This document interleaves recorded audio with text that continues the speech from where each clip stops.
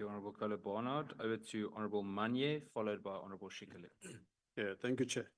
I suppose this is also the gap I'm going to use to put those other 5 questions. Go for it. Thank you. All right, I'll end with that. Chairperson, you know, that building, that telecom towers, it's just unreal. That building, I used to go there when telecom was still in that building. I still don't know how did it migrate from that to what we're dealing with today. How did you even get there and all of that? It's just shocking as to how that happened. But be that as it may, I'm not going to go into the nitty-gritty that Honorable Barnard has gone into, because I actually think it's like flogging a dead horse. For me, I think public works is a monument of incompetence on its own. This is a department that just to remove rubble from a parliament that bent took them 2 years. Just to remove rubble before you do anything, 2 years. So this is a serious monument of incompetence, public works, as it is. So I have no hope of anything coming right. I've lost hope completely. I mean, even this new project that is being proposed here by the DDG to replace telecom, to replace telecom towers, even that, we will be told a particular number now in terms of what it's going to cost. Before you know, the cost escalations are going to triple this thing. So this cost is just something just to get a yes now. Once you get a yes, this thing is going to just go sky high. I mean, it's just going to go wild, like all others typically do. Where is it today? I mean, really, I think I've come to the end of the road. The simple thing of installing a dome has been a mission for this department. So I just really have a problem. And I was going to ask maybe, because we've got one political head here, maybe he must raise this in cabinet, that why is it that we don't leverage our relationship with, in the BRICS? Why don't we leverage and just ask China to come and do this for us?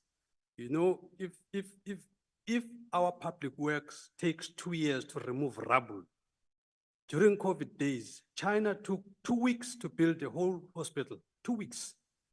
He is busy talking here about some 2029 stuff.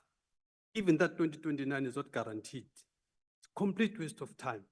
We have relationship with the Chinese. Just get the Chinese to come and do this. And then we can, I can guarantee you, by end of next year, everything can be where it should be. And then we can have build, operate, and transfer arrangement with the Chinese, you know? Then at least, you know, this thing is going to be done, it's going to be done properly, it's going to be done on time, everything. Why don't we do that? I mean, the only benefit, or not even a benefit, the only thing I've ever seen about this BRICS thing is just pictures. I've never seen anything beyond these politicians taking pictures, holding hands with their BRIC partners. Beyond that, I've not seen anything on the ground to represent what BRICS is. Just pictures, that's all. Beyond pictures, nothing. So I'm suggesting something tangible out of BRICS. Get these Chinese to do this, it will be done. Whilst at it, even with these maintenance things, you go and maintain the various presidential, I don't know whether it's even political, that for instance, in Nkandla Homestead, nobody from Public Works sets foot there to go in and maintain that place. Why is that allowed to collapse like this? Other presidents, their properties are looked after. But President Zuma, is he hated by the state so much? Honorable Manyi, this has nothing to do with the police now. No, I'm talking Public Works. I know, but you're now referring No, to the maintenance of Nkandla at a session about Well, police now, capital works. they are both implicated, both departments, by the way. No, but it's not this isn't a housing matter. So let's stick to police capital works, please. It's a national key point. But going forward, but I am making this point nonetheless. Now that they are here, they must take that feedback to say they must go and look after Nkandla. not backing down from this. So I move on, Chair, to the issue of Stelfontein, the Zamazamas and other Zamazamas that were briefly touched on here by the minister. The only thing I want to say, the minister, is that one thing that is never mentioned in this thing are the risks that the neighboring communities are faced with. I'm not talking about criminality and all of that. I'm talking about the seismicity that can be induced. You know, for your benefit, Minister, some of us have been in the mining space. So when mining companies leave pillars underground, it's for structural support. Now, when you get these Zamazamas, they come and mine these pillars. One of these days, what's going to happen? These pillars that they're busy mining underground, that's the only thing that they're mining is the pillars. So once these pillars collapse, what you're going to have is induced seismicity. The neighboring housing that are sitting there, they're going to crack. It's going to be a complete mess.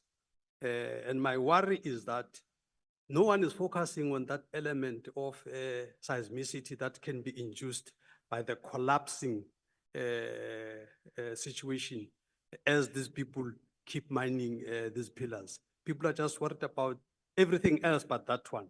And that can put the lives of people at stake, not even shooting them.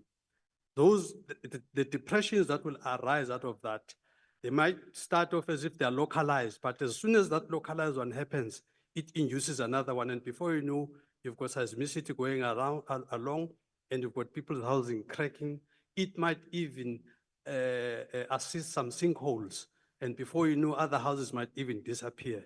So, but I don't think government seems to understand some of the structural issues that this thing causes. It's all about criminality and everything else, but it's far bigger than that. So I just want to appeal to you, Minister, that this thing must be taken seriously. Those things must be shut down. Close all the holes and everything else for the sake of the safety of the people that are just sitting innocently in their houses and all that. And then the 5 questions I wanted to have on DPCI. Number 1, you know, this is following that bizarre decision by NPA not to prosecute on the Phala issues. Number 1, I just wanted to know how did General Libya deal with the issue of undeclared foreign currency? Why is that not? Why was that not an issue for him? The issue of undeclared foreign currency, number 1. Number 2, the South African Reserve Bank said that the transaction was not perfected. This is just a financial lingo. Not perfected, it means actually there was no legal transaction to start with. Honorable Manyi, you said you're going to ask unrelated but police matters. Yeah, this is a Now police you're matter. busy- No, This is police matter. This is Yes. DPCI. you need to go and sit with the MPA and discuss this. No, but this, I'm not talking, this is the investigation was done. The investigation was done by DPCI. Honorable Manyi, if you want to formally follow it up with DPCI, Now, write I the asked letter. for and we'll permission to do gladly- this, Chair. I sat here because you said I'm going to do this here. Yeah, I'm but almost you on did number say 3. it's totally on a different Potential level. I'm sorry, violation Honorable of Manyi, Honorable Manyi, Reka. How did Honorable the Manyi. DPCI deal with that? we will not minute this if that's the way we're going to do things. But I asked you for this. You said I should do this, or is it because now we're No, dealing with the coalition things? You don't want us to No, disrupt the coalition things. don't go that road. You know that I'm fair and that we speak openly. But about I this. did. I did No, I did no. warn you in advance. Well, Manyi, don't make assumptions about me. I I'm did. warning you. I Do did. not make No. assumptions What speak- assumptions? about that. It's about. I asked a coalitions. question, No, not no, no. assumption. Didn't make an assumption. I asked, is it You're about? creating a perception. You didn't ask. I did ask. You didn't give an indication what you're going to talk about. You said Yes. it's a police matter. It is a So police we're no matter. longer discussing this. We're moving on to the Let me next let me point. let me Honorable clarify you. Manyi. No, let me clarify you, Chair. No. Give me an opportunity to clarify you. This is the Honourable police Manyi, matter. It's not a police matter. It is a anymore. police matter because It's a I matter asked that the MPA NPA. decided not No, to I prosecute. asked Honourable NPA. Manyi. No, but you're not hearing me. You're You not hearing me. continue Just hear me speaking. out. No, First, not hear me listening. out. Chairperson, your Honourable duty is to Manyi. listen to me. Honourable Manyi. No, you must hear me out. Honourable Manyi, I'm the presiding officer of this meeting. Yeah, not the boss of the meeting, a presiding I'm not officer. the Your boss. duty Everyone is in to this listen to me. room know that I act fairly with these things. If you're not happy you with must it, first hear me before you make a ruling. You have already said Hear me enough. before you. No, what do you mean enough? The You are issue here. referring to a matter that the MPA will not prosecute. That is a matter that must be discussed in a committee with the Department of Justice and I am the not MPA, dealing with that. not the police I committee. am dealing with Now the you are questioning General, investigation. you are questioning General The Labia, fact that and he's not yeah, here to answer. yeah, but his colleagues are here. You The can't fact do that that. no, You no, know the fact that. no, the fact that Honourable- NPA is not going to prosecute does not mean the investigation must stop. And what I'm talking about here is the investigation, what it covered and what it didn't cover. Nothing after that Honourable decision of the NPA as I said stops the to you before, investigation. Put it on paper. We will follow it up with the utmost pleasure. In fact, I would go as far as saying we can have a briefing in the committee where we can invite everyone that you need for such a briefing. But let's do it properly then. The previous time we allowed these kinds of questions, I also asked, put it on paper. I never received any form of communication. Was that to who? Also from you, when we sat in the other venue, name 46. 46, I was Yes, not there. You were there previous time. No, not M46, I was Then- not there. Then it might have been a alias, but Yeah, someone was these there. Africans, they all look the same, I know. No. Don't do that. Don't do that, Honourable Manyi. That's not right. Yeah, but I was never at M46 with you. Okay, it's another venue, but the point is I never received it in writing. I'm not going to continue this debate any longer. We're focusing on public works. Sure, that's a low blow, Honourable Manyi. I'm going to hand over now to Honourable Schikkerling, followed by Honourable Lehlape.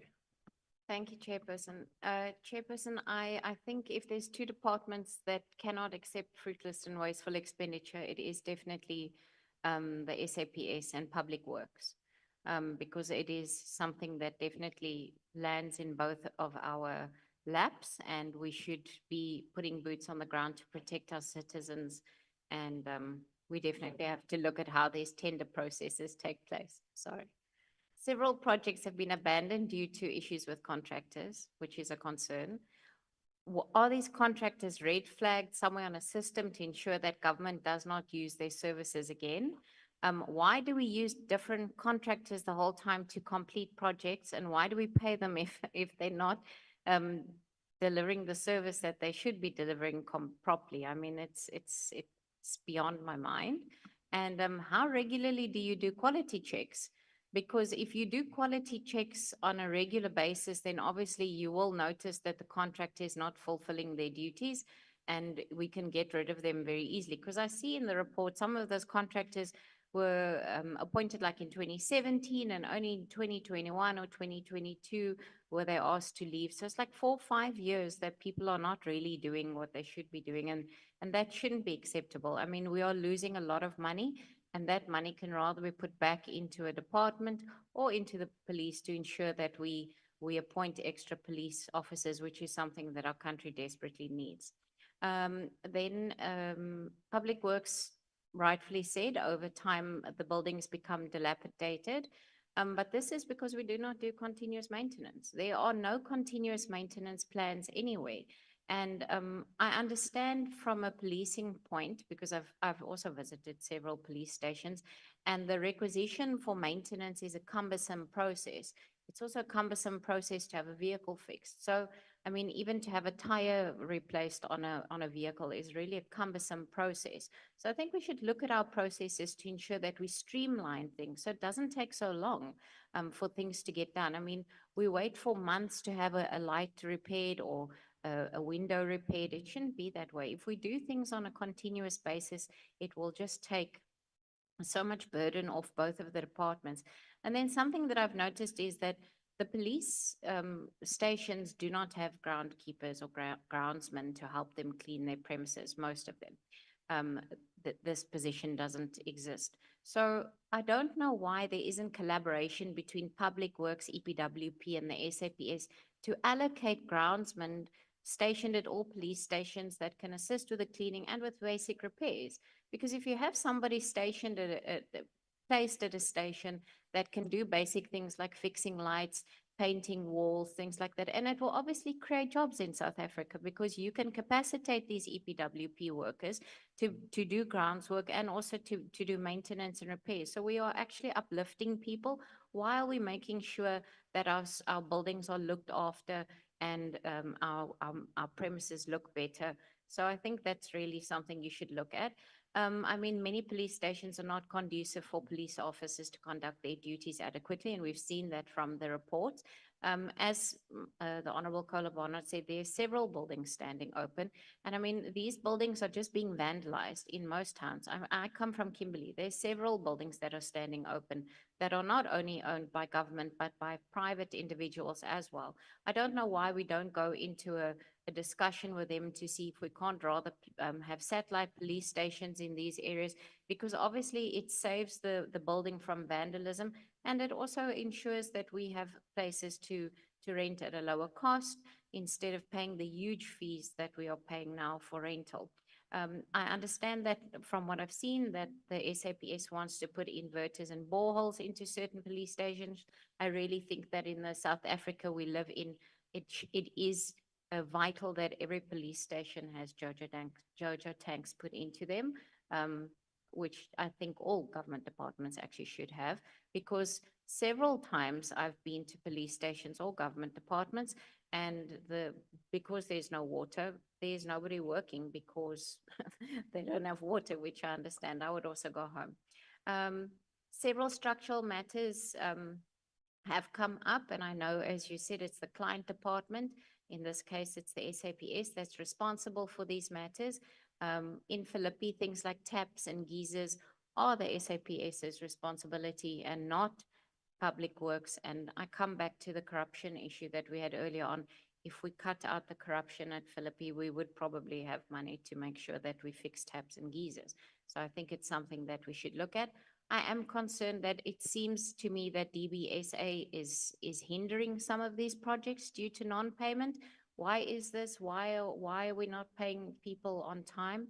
And then my last two is, on the 4th of November, I received a reply from the Minister of Police that the Moloto Police Station in Mpumalanga's feasibility study has been done and the site is confirmed for permanent police station. I do not see Moloto anywhere in the report, and I would like to know why it has been omitted and when it will be placed on the capital works projects to be built, please, because I have received indication that it will be done in the 2024-2025 book year.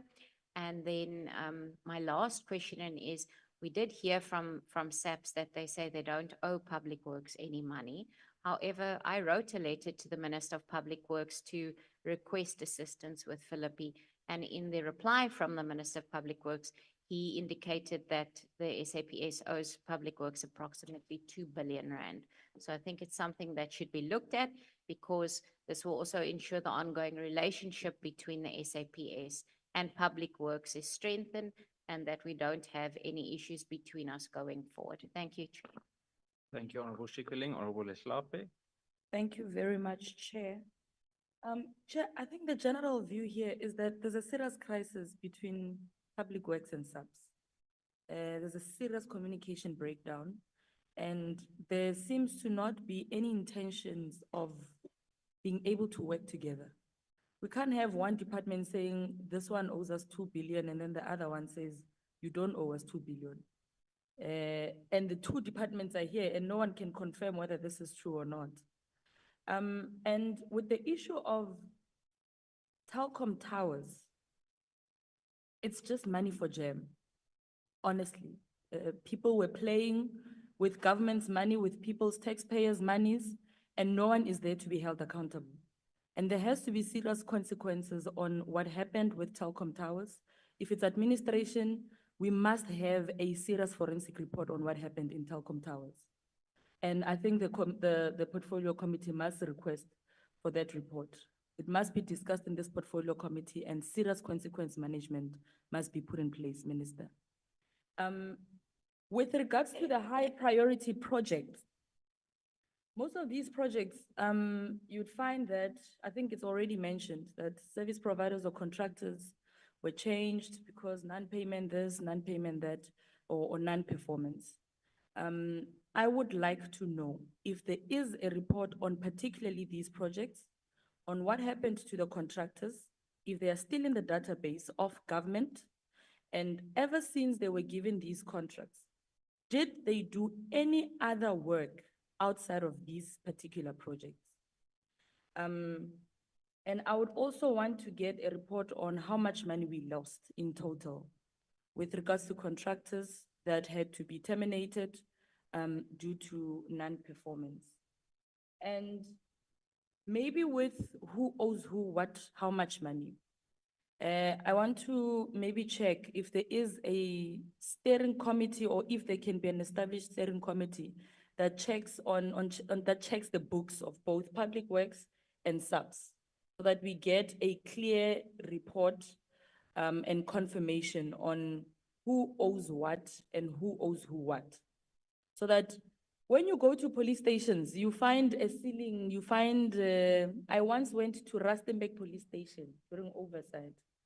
And there's a big sign there that says toilets are not working. And when I asked, why are you not fixing the toilets? They say it's public works. Toilets. And when I asked, how long has this situation been? It's been 2 months. Toilets are not working because it's public works. So it's the smallest things that people have to suffer in police stations because of public works. And maybe to some extent, we must look at the mandate and the jurisdiction of public works with regards to other departments, what they can do and what they cannot do. Because the procurement process of procuring things, maintaining things and all of that takes forever. And that's generally a government thing. It takes forever to fix things. By the time a project is approved, the situation is worse than when they started analyzing the project. So that's another thing that we must look at. But what I also want to check on these month-to-month leases, how long do you plan to keep these leases on month-to-month basis? And if there is a plan beyond those month-to-month leases? And is there a standard design or for the building of new police stations? I know that in different areas you'd need to look at the capacity that the police station would need to service and all of that, but are there standard designs for this particular population, you would probably need to have this particular police station, or you just look at how much you have and then you work on that? And what is the standard contract period for a project to be completed? Because you can't spend 5-6 years building one station. That's 4 financial years, if I'm not mistaken. And there needs to be a standard. You need to know at what point do you say this contractor is not performing? Because you leave a person with a contract for 5 years, and after 5 years, you appoint another contractor because this person was not performing. So at what point do you realize that this person is not performing? And at what point do you think the budget of public works must be protected? That's what I want to know. And you mentioned that Park Road, for instance, I've been to Park Road, and Park Road has been in the condition that it has been for years, for 3 years now. And every time you are told again, public works. If you go to Park Road and it's raining, communities are not able to enter that police station. They must wait at the gate for them to be escorted inside. If you have an umbrella by luck, then you can enter the police station. And if we are not going to fast track the smallest things, chances are that by the time you have to complete Park Roads, another part of the station is in a crisis. Because the weather conditions and everything else also has an impact on how long these buildings are exposed. Buitikong Police Station in Rustenburg has no fence. I hear you're talking about CCTVs. Buitikong Police Station doesn't have a fence. It's right at the end of Buitikong, in a very corrupt area. If you know Buitikong, you'll know how corrupt Buitikong is. Now there's a crisis of illegal mining. People are coming out into people's houses and there's no one. They still leave residents to live in those houses. There's no one doing anything about it. If you get into that police station, they will tell you that at night, they can't leave a police officer to go and check out the cells because it's not safe. At some point, a police officer was confronted by just a normal person at night in the cells. So if I want to go at night and force a police officer to open the cells and let the prisoners go, it's going to happen because there's no security at all. So I also want to check, when you identify these projects, what are some of the things that you consider, that you put into consideration to say, in this financial year, we're going to look into Western Cape, majority of the projects are going to be in Western Cape, others are going to be in Gauteng and all of that. What are some of these considerations that you look at for you to be able to tell whether there's a serious need or security purposes, for infrastructure purposes, and all of that? I'll stop there, Chair. Thank you, Honorable Leslape. Then the last insight is Honorable James, but I also actually want to ask Honorable James, she's conducted quite a few oversight visits over the last weeks, to just share some of the insights or findings on those visits with regards to the topic today. Thank you so much, Chairperson. Whenever someone responds, I think how this affects the community on the ground. All of these reports that were given, and I'm feeling pretty hopeless right now, like where to next? If we're not getting the answers that we need from this committee and in this committee, where does that leave the people that we've been mandated to serve? I like one thing that the DDG said, and I think, Chair, this is the route we need to take, when he said, our contracts must be reviewed if we are not doing our work. I think that's where we're at in terms of people not doing their work. I want to ask just a few questions based on the presentation, or not even based on the presentation. How often is building inspections being conducted by both Public Works and SAPS? Is there something like that that exists? What's the turnaround time for maintenance and repairs? And I'll tell you now why I'm asking this. I'm sure everyone has seen the video. If you haven't, on Kwatemba Police Station. As I was looking at your presentation, I was hoping to see the name of that police station that you can't even call a police station be highlighted there. That begs the question, how do you highlight high priority police stations when you have left out Kwatemba Police Station, where members don't have a CSC, where the fencing wall has been compromised, where there's no electricity, where the cells aren't functioning, where there's no space even to put files in, where it's absolutely open, where that police station gets broken into every other day, where there isn't even a desk, where there's no telephone lines. How are you prioritizing that police station? I wasn't the first person who visited that police station. I was told that it was people visited that station previously, the previous ministers, the previous provincial commissioners, and still that is the state of that. I can't call it a police station because in that station, in the CSC General, there's a broken fridge that stands there that serves as a filing cabinet. There's what you call the benches that you find in a tavern in the CSC. There's 18 policemen, and this is why I ask, how often is inspection conducted and who identifies those police stations that needs to be extended? Just yesterday at Ravensmead Police Station, I spoke to a member there that told me she takes 2 weeks just to find a docket when the court requests it. This is as a result of Public Works. There was a protest in Eldorado Park, I cannot tell you how many years ago. We are still sitting with a vandalized building, windows that hasn't been repaired. I'd like to know what is happening about that police station. The high priority projects, Who identifies them? And is this a joint exercise or only one department?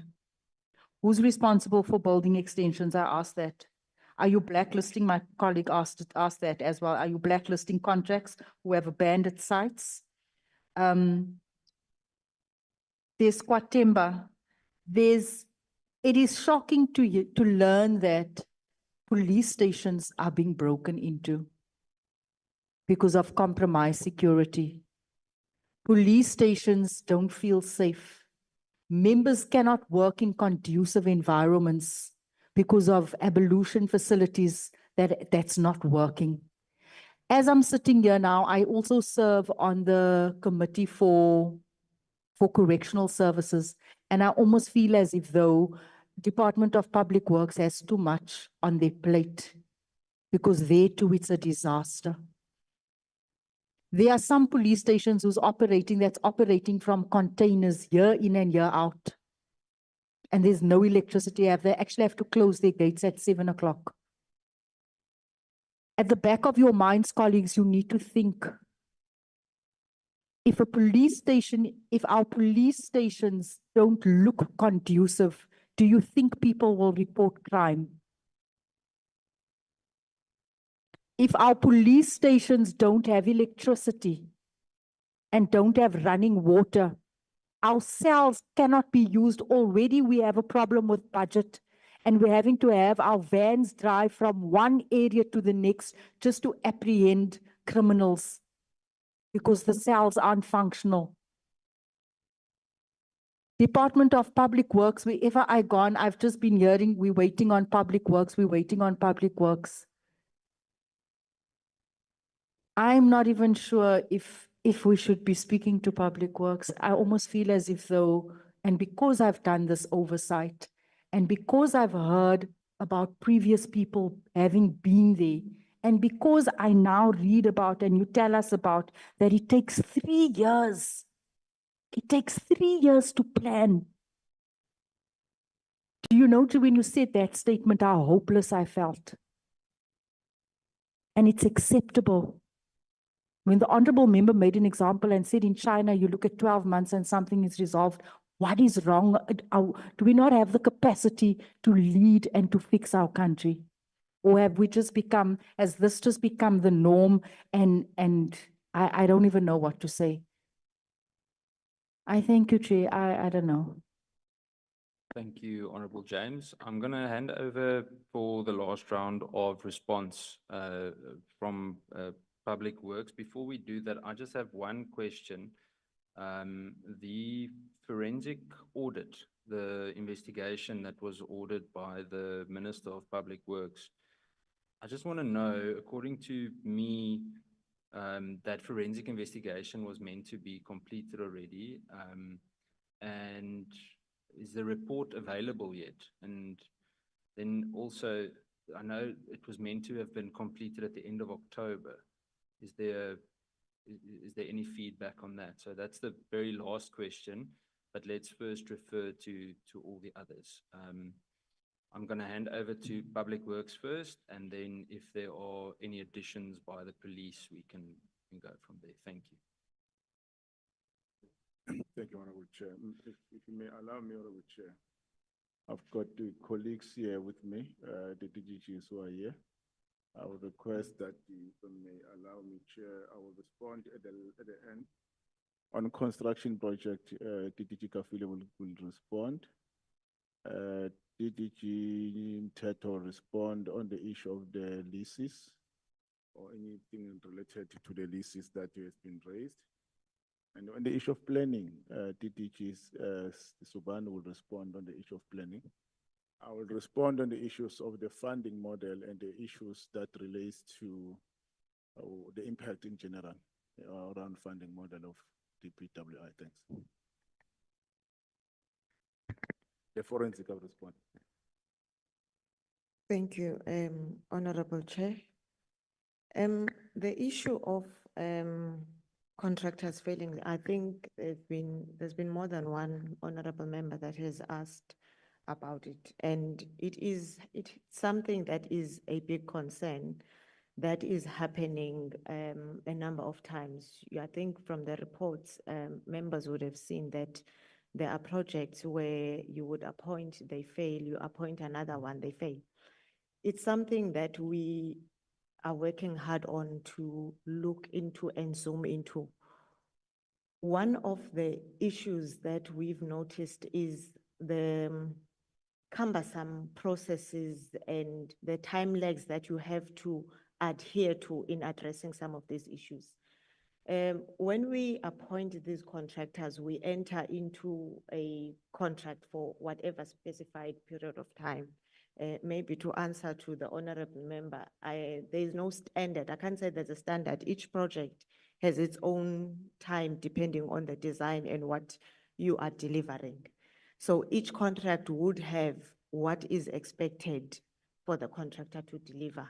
And there are certain issues that need to be done.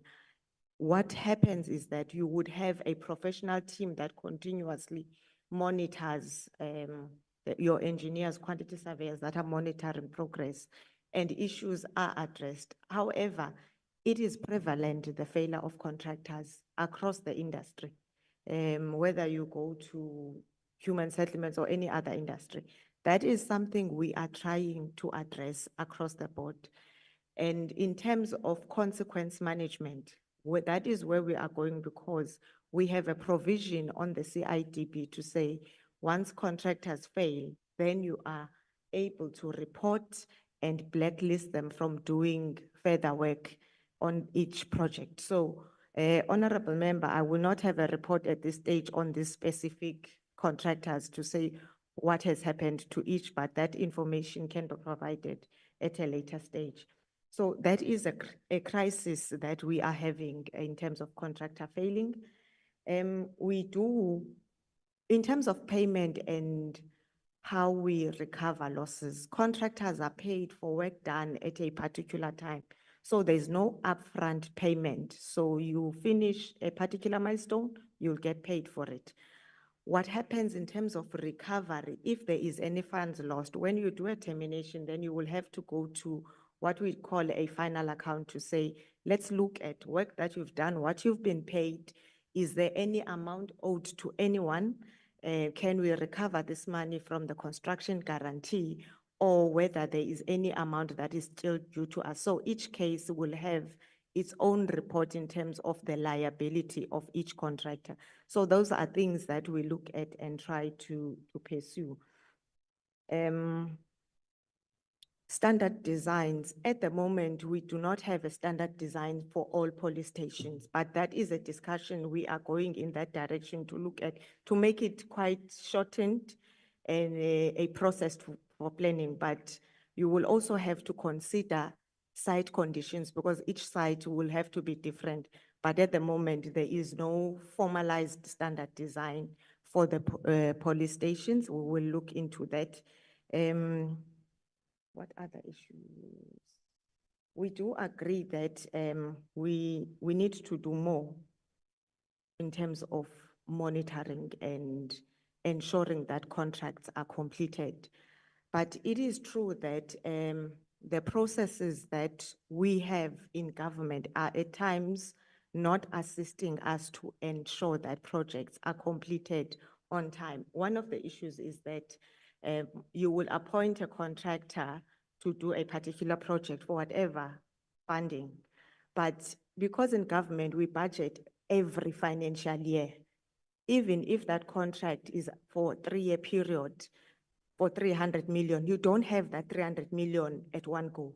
So every financial year, then you have to go back and see, do I have this money? And it becomes a challenge if Treasury decides to cut the budget, because now you have to make plans with a contractor that you are contracted with.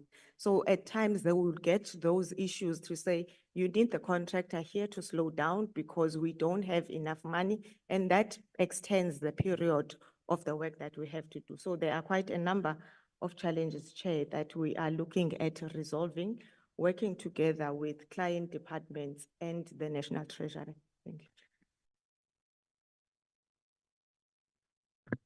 Thank you. Thank you, Chair. Maybe let me start by adding on the standard design issues, it's under that the department had engaged ISA, Infrastructure South Africa, to develop standard designs. And in another conversation, Dr. Fani confirmed that at SAPS, they also do have standard designs. So what we needed to do is to make sure that ISA engages with SAPS so that we don't develop a new prototype of a police station, would rather align it to what SAPS may have. On month-to-month leases, we acknowledge that month-to-month leases are literally not desirable. In fact, they are the source of a huge irregular expenditure on our side. But we only renew leases based on the mandates that we receive from our clients. So when a client is in a specific building, we start engaging them 18 months prior to the expiry of the lease, and we have conversations in terms of whether they want us to renew the lease for them to stay, or they want us to do alternative accommodation. So with the leases that were linked to Telkom, you'd understand that there would have been a delay because we were trying to finalize the refurbishments with Telkom so that we can then move the clients, but things are not moving, obviously. So we are now renewing those leases. We have a total population of more than 2,000 leases in our books, and we try to keep month-to-month leases at a minimum of 10%, at a maximum of 10% rather. You also mentioned, Honorable Letlhapwe, the issue of maintenance of toilets. That specific function has been devolved to various client departments, including SAPS. At some point, it was 100,000 per incident, meaning depending, it's so smaller items they are allowed to do. And at some point, they requested 1 million client departments, and that was granted. I'm not sure if that is still, but Ricky will expand on that particular matter. What we did not devolve is bigger infrastructure like boilers or air conditioning, because the liability of those remain with the Minister of Public Works. Honorable Kola Barnard had mentioned the issue of us as SAPS and Public Works working in silos in terms of the leasing and versus state-owned. We have started engaging with SAPS, incidentally, Home Affairs and Department of Justice, because of police stations that we are leasing, understanding that we should not be leasing those anymore. Some have been leased for a very long time. I don't even want to mention the years. So we're discussing different funding methodologies to acquire those police stations and courts and Home Affairs offices. And so far, the response has been positive. We have a standing steering committee that the head of PMTE has instituted. We meet every Thursday, and we're going to add the issue of the debt so that we understand who owes who how much. There's a lot to talk about. I think there's still a gap in terms of how we understand the shared savings from what I picked up from Dr. Fani. And then we just need to explain how that works so that we can determine who owns who. Patty, did you handle the ex-Celestio matter? Okay. Ricky? Honorable Chair, thank you, honorable members. Yeah, I think it's important for us to acknowledge some of the issues and also acknowledge the contribution made by the members. As part of your oversight, your comments and your criticism assists us, especially when it comes to issues that we know we need to deal with. When we look at issues about project management, and there certainly are areas where we need to improve on. And for us to deny that would be incorrect on our part. We do have standard contract documentation that we have to comply with. And the documentation is very clear. We use JBCC, we use GCC, and all the terms and conditions are in those contracts.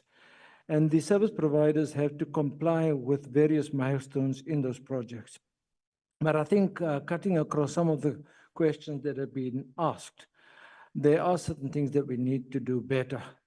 The question asked by Honorable Shikling about how often do you visit site? How often do you do inspections? Even that is clearly stipulated because we have a team of professionals that we appoint, and this cuts across our construction project management branch as well as our facilities management branch. And they, by law, they have to conduct technical meetings, site meetings, and then there are other meetings that need to take place, and projects need to be visited on a regular basis. What is lacking in terms of our response is that sitting at head office, it's not always possible for you to have a handle or eye on everything. What we're looking at together with some of the interventions of the Honorable Minister, the DG, and the head of PMTE is to improving our early warning systems, because we shouldn't have to wait for a question to be asked about Kwatema or about any project in Düsseldorf to say that there's a problem. There should be an early warning system to say we haven't achieved a particular milestone. Therefore, our system should allow us to be able to report on that. What we do currently, we wait for the question, then we start running around to find the answers. So those are some of the things that we are looking at now to improve on our early warning systems. I think it's important for members to understand that just looking at the question about the 270 devolved properties vis-a-vis the rest. So Public Works has land in excess of 27,000 land parcels and 81,000 improvements. Out of that 81,000 improvements, 18,000 are allocated to SAPS. The maintenance backlog, just to for you to have an understanding of the challenge that we have, is over 28 billion rand. Just on one particular project or facility that we did a condition assessment, the maintenance backlog was over 500 million rand. That is just for one facility. So those are some of the challenges that we are faced with. The user charges that we had requested from National Treasury, from client departments, was 10 billion rand. We only got 4.2 billion rand. That was further cut. But we have to make do with what we have. And that's not to say that that is an excuse for the non-delivery on certain projects. We need to address those. My colleague has already spoken about the devolved functions in terms of day-to-day maintenance. The blueprints did exist in the past. I think we need to look at that again. I do understand that, you know, we can't allow projects to continue to be under-delivered and our milestones not met, like Park Road. It's an indictment on us, and some of these issues, when it comes to fruitless and wasteful expenditure, the contract also makes provision that the contractor, before you make an award, the contractor must provide you with sureties or guarantee. And if the contractor fails, you call up that guarantee, and the guarantor must then foot the bill for everything that. So the state shouldn't have to pay for fruitless and wasteful expenditure. But again, you know, there's certain things that we need to do some introspection on, including in certain instances when it comes to that particular matter, you know, relationships that are not conducive. And we won't go into any detail, but, you know, when you have a relationship, you don't necessarily take the action that you're supposed to take. And with regards to the issue on inspections, we know that we need to improve on that. We do have issues regarding capacity, but it's something that we need to deal with. I think that covers some of the questions. Just on the optimization, the head of PMT is running a program on looking at underutilized or unutilized properties, because it is correct what members have raised, that whilst we have so many buildings that are unutilized or underutilized, why can we not utilize some of them, some of these buildings as police stations or offices or detective branches for SAPS? And that is possible under the optimization strategy. The only issue is that location is key for SAPS. And in the past, we have made proposals on utilizing certain other properties, but because the community is used to a particular location, location is actually paramount when it comes to policing and the communities that SAPS serves. Thank you, Chair. Let me leave it there. Thank you. Chairperson, thank you. So I'm going to address the pre-planning processes that are associated mainly in the town planning realm.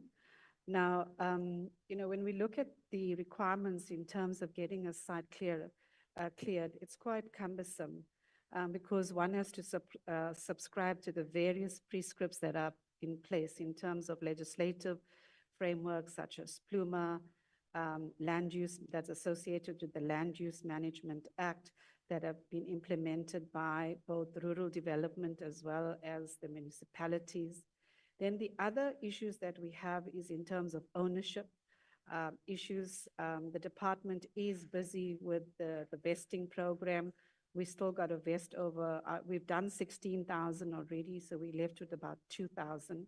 Then you have where we identify, for example, municipal land that is suitable for construction. And you find in most cases that land has to be donated by a particular municipality. And then there's a dependency there as well in terms of getting council resolutions, et cetera. And that also, takes a time. Then you've got to align to environmental legislations and get requisite approvals from the Department of Environmental Affairs, for example, so that the EIAs, et cetera, gets approved. Then there's a process in terms of township establishments, subdivisions, surveying and zoning. Then the biggest matter is to determine for town planning before a development is proven to be suitable and gets the go-ahead is the aspect of bulk and engineering services. Now, where there's there's inadequate bulk and engineering services, then the department has to ensure that this is installed accordingly together with, collaboration with the municipalities. And we do know that most municipalities currently are suffering budget constraints. However, this is part of the improvement program that we're looking at with our head PMT, Mr. Sibande, on how processes can be improved, including having direct MOUs and SLAs with municipalities to support all development coming through. That is one of the interventions that is being proposed and will be put into play going forward, because we do agree that this process is very long. But with that being said, it was also determined also historically by the PIC and currently by ISA that these processes in terms of town planning is very long, and also looking at within intergovernmental framework how we can fast track this. But like I indicated, that is part of the solutions as we're moving forward. On a bit of good news, one of the members asked about the standard designs for SAPs. We are working on that project. My team is working on that, and we hope to complete that by end of March, latest June. There is quite a bit of traction in that regard. And that will also assist with the planning processes, because if you understand, if we determine at the outset the extent of development that is required, it also helps with the town planning aspects in terms of the land use and also the zoning aspects. Thank you, Chair. I'll pause there. Yes, sir. Thank you, sir. Just before we conclude, just want to highlight a few things. The one is in relation to our ability to maintain state assets. If you look at how much we receive from client department versus what we pay to private landlords, from client department, the average per square meter from departments, they are paying us between 20 rands and 25 rands, which is far even below to what we spend on municipal rates. The money we receive from departments won't even be adequate for us to fix the total required condition assessment done now. It's around 28 billion rand. Over the period of time, as the derivation as a result of budgetary cuts had an impact in terms of prioritizing state assets over a period of time. And if you look in terms of what clients, what departments are doing, they would rather prefer a private lease than going to a state building, because they know very well that the state building won't be maintained, because the money we receive from state building or paid by department for state building cannot even maintain the merge cleaning of the building itself. So those are some of the challenges. What then do we, how do you prioritize projects? We have said to the team, I've done a research study around all provinces. Currently, Western Cape is doing very well when it comes to user asset management plan. And I have said to the team, let us start now and reciprocate what Western Cape is doing. It's part of the Kiyama requirement. That day we should have a user asset management plan. At the moment, we are firefighters. We run after police stations. Let me be honest, Honorable. You went to Guatemala, it caught all of us attention. We're already working with Guatemala. We had a meeting with the team, when was it, last week Thursday, from the Egoruleni. First, before that, we had a meeting with the SAPS team. We agreed on the approach. One is that there's a requirement to fence the area, to secure it. Second is the requirement is to relocate the team into a temporary structure. But both the requirements, they need the Egoruleni municipality to give us a permission, because it's their asset. It's not the state asset, it's the municipal asset. We have been trying to secure the asset from the Egoruleni for some time, but it requires council resolution. And municipalities, at times, they are not coming on board. And we are now going into the city manager's office begging to say, take the matter to council, so the council can take a resolution to allow us to recapitalize on the asset, on the property. Then they will charge us rates and they will make money. At the moment, they are not making money. They are charging us 7,000 rand or so, legally, for that asset. Hence, they can't even maintain it. So these are some of the structural issues that we need to deal with. But they need, maybe you're correct, all these things requires leadership at all levels. And if they, in the absence of leadership, everyone goes astray. And we are pinpointing these issues. They're going to form part of our radar. I must also accept, Honorable Conan, we as Public Works, we don't have systems. We are a limping horse. We are at ICU. we must accept. We don't have systems. We don't have a project management unit to support projects. If you can ask me about the police station in Limpopo, I must phone my team in the office. Please give me the report. He will decide what reports he wants to give me. Yes. We don't have what you call a project management tool. I can't go to the computer and see the project, even a picture of where the project is. If I want to see the budget, I must call the guy. He will tell me the budget of what he wants to tell me. If he wants to lower it, he lowers it. If he wants to make it that, at that moment, he wants it. Then I must go to the system to see WCS, which is our system that gives us the feedback. But who loads the system?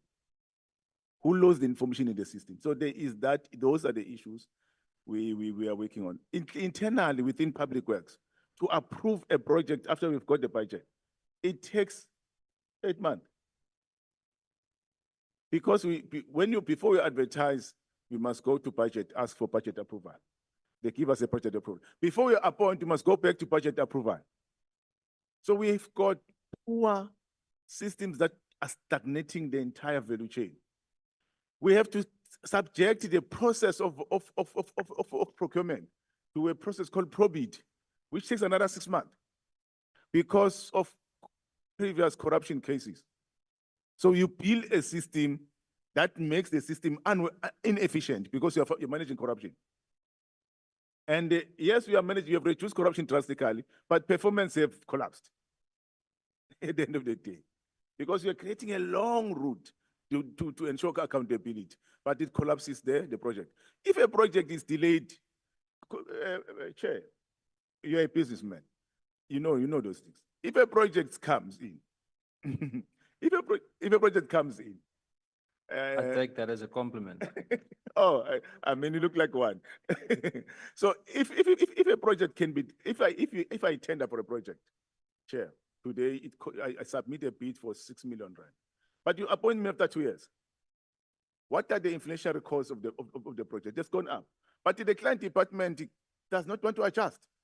It says, no, guys, we agreed on 6 million rands. So now the project we have to cut corners. That is what has happened at what you call Mzwanele. You see the quality of the structure is very poor. Yet contractors have got their own problems, but I've interviewed some of them. I said, what is your problem? Why are you not finishing? He said, Baba, we sit here for 3 months, no work. And then when the money is available, we're getting pushed. Yes, corruption is there. I agree. We have to deal with corruption and consequence management. We have to improve our efficiencies, but the system itself, it has to be reconfigured. Unless somebody said how the system works, how can we improve on the system? Then definitely you will see a change, because we can scream as much as we want. But unless the system is not, at least Public Works we are trying now. The DG has called a meeting, the minister wants results. It's on our neck. We are pushing hard. And I even said to the team, we should have 2 shifts. One, others must come in the morning, others must come in the evening, so that we work 24 hours. That is how much the backlog is. So these are some of the challenges that we need to address. With regard to the investigation, Chair, the minister is dealing with the investigation. It's a closed case because it's not open to all of us, unfortunately. I don't have much information. And I think as soon as the results are, the report is available, he made a commitment to make it public. I think he will do so. So that is what we are also itching for. But the Chair, I think that is what I wanted to add. Thanks. Thank you very much. General, do you want to add something to conclude? Thanks, Honorable Chairperson. Indeed, I should. I must also maybe start by saying that, Honorable Chair, Kwatema did not come overnight. Not that we were not aware of Kwatema. During the previous administration, Kwatema was there, and there were teams that were sent there, both SAPS and Public Works, to deal with Kwatema. So I don't know, today it sounds like, Honorable James, at least you have shaken things that there is much attention to Kwatema. So maybe in the future, I'll use you to go to other places so that they can get more quicker attention. General Stoller can talk about Kwatema, what we've been doing, what measures we've been trying to do. Not long ago, a few months just before the election, that's what the work that we've been doing.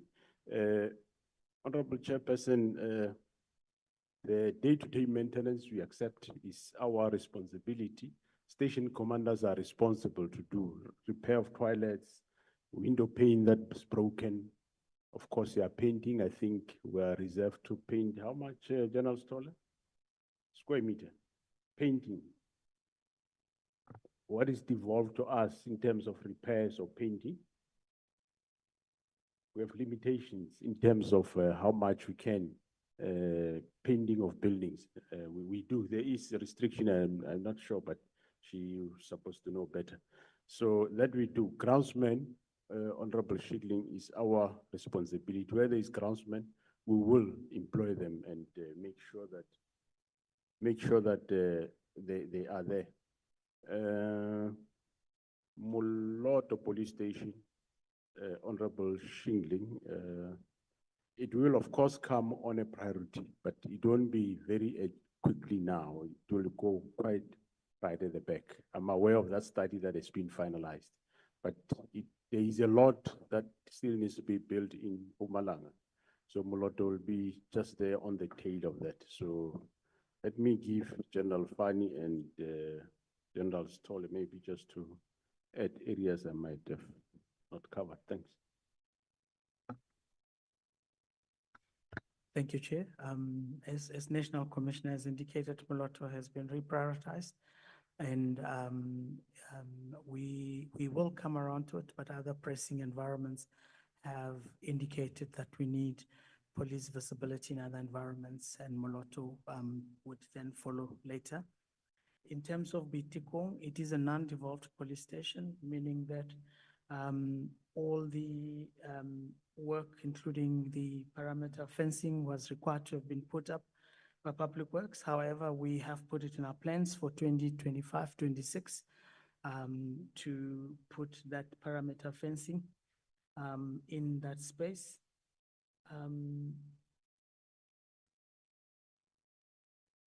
I think that's maybe what I can also indicate, Chair, is that we as the South African Police Service pride ourselves with the payment of suppliers.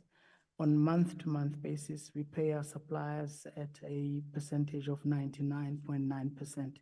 So we are not contributing to the detriment of suppliers, neither are we contributing to the non-performance of the departments. It is in my performance contract, is it in the performance contract of all other my colleagues that we pay our suppliers. The 0.1% are those invoices that are questionable, and none of those are Public Works invoices, if I have to indicate. And I think that's all that we needed to respond on. Thanks, Chair.